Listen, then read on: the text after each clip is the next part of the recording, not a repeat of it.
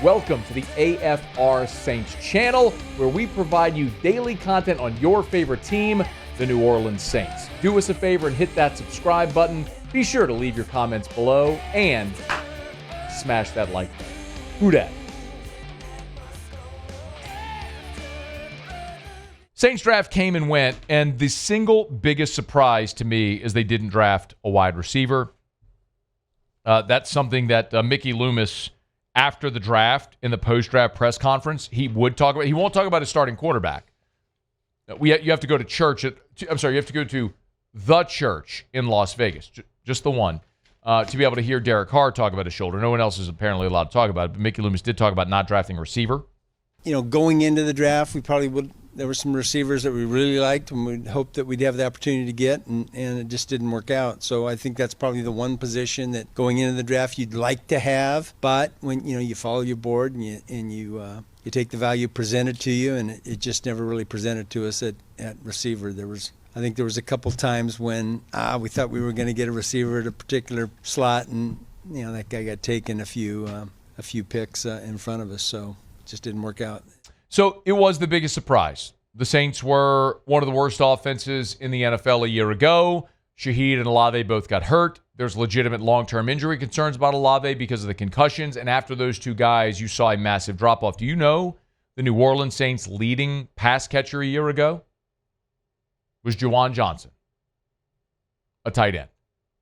The second leading pass catcher for the New Orleans Saints a year ago was Alvin Kamara, a running back. The third leading pass catcher for the New Orleans Saints a year ago, Foster Moreau, a tight end. Only then do you get to Chris Olave, who was your fourth leading pass catcher a year ago. And I understand Olave and Shaheed were hurt, but you have to plan accordingly. And there's a very fair question. Do you have enough if those guys are healthy? And I don't know that I can answer that to the affirmative. Olave had back-to-back 1,000-yard seasons to start his career. Shaheed's been an amazing deep threat, but is that enough? I don't think so. I think you need a big-bodied receiver that can go over the middle. You certainly lack that at this point.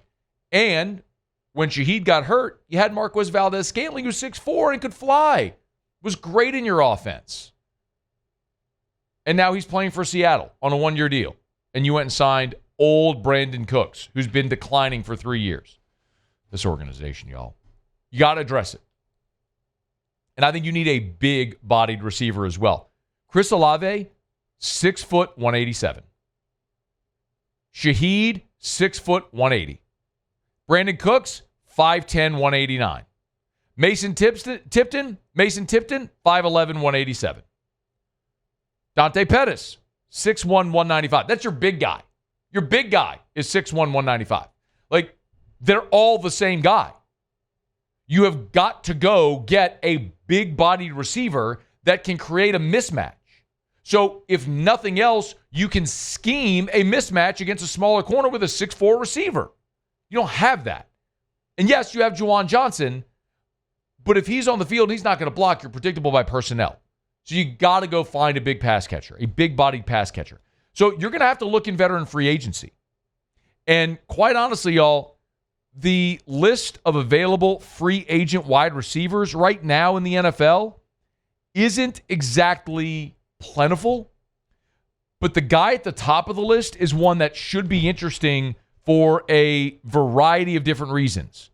Most notably because he's been a very good and very productive player throughout his career, but also his connection to this staff. And that, of course, is Keenan Allen, who spent this past year with the Chicago Bears. And although Keenan Allen is 33 years old, this past year in Chicago, he had 70 catches for 774 yards, which would have by far led the New Orleans Saints.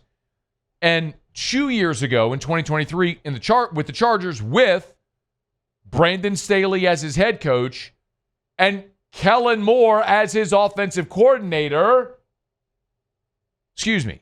Ellen Moore as his offensive coordinator. Ellen Moore.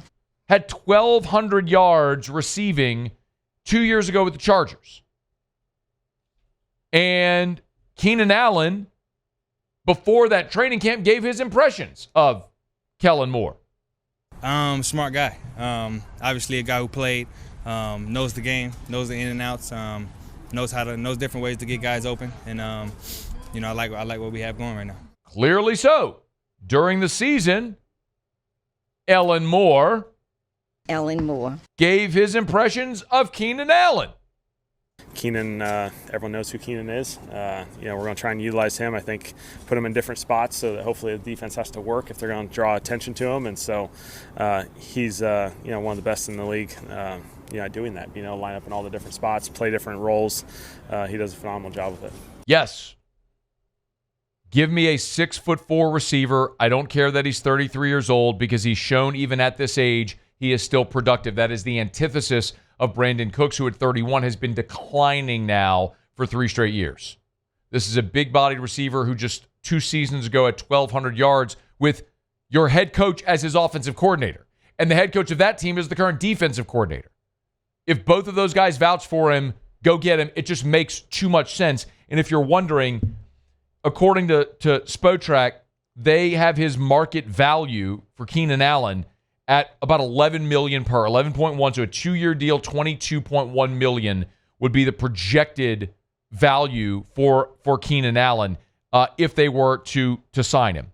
So you want to look at market value, there's the projection for Keenan Allen's market value according to Spotrac. That's super affordable. $11 million bucks? Yes, I'll take that guy. The 2 other names that kind of jump off the page are Amari Cooper and Nelson Aguilar. But again, Cooper, 30 years old. Aguilar, 31 years old. And these are guys who are physically kind of the same guy that you already have. Amari Cooper, 6'1", 211. Nelson Aguilar, 6 foot, 200. After that, there's just a big drop-off in productivity. DJ Chark, Tyler Boyd, Brandon Powell, Chris Connolly, Jamison Crowder, Deontay Hardy, Gunnar Olszewski, Allen Robinson, Colin Johnson. You understand the point. Like, there's those first 3 and then a massive drop-off after that. So if you're picking among the first 3, there's a very obvious one. The guy that's big, productive, and knows this coaching staff.